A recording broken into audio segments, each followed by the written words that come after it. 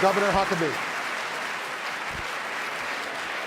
Governor Huckabee, ISIS demanded ransom before killing American hostages James Foley and Kayla Mueller.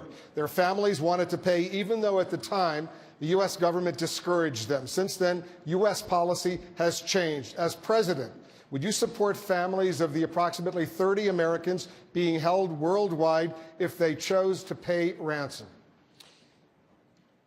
The horror that those families have to go through, if that were my son, my daughter, I'd give my last drop of blood to get them back. You bet I would. Is it a good policy? No. It's a terrible policy because once we do it, we're only going to invite more and more hostages, more and more ransoms, and the disaster gets even worse. But I don't blame these families.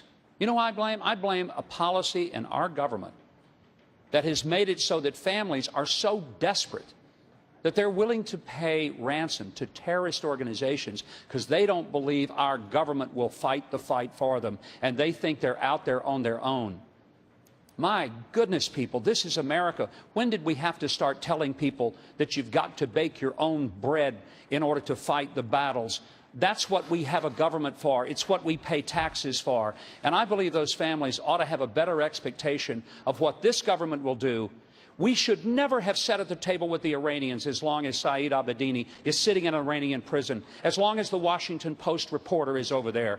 Until the 4 hostages of America were on an airplane safely out of Tehran, we should have told them, we won't even walk into the room with you, much less sit down and negotiate with you. That's what we ought to be doing. Thank you, Governor.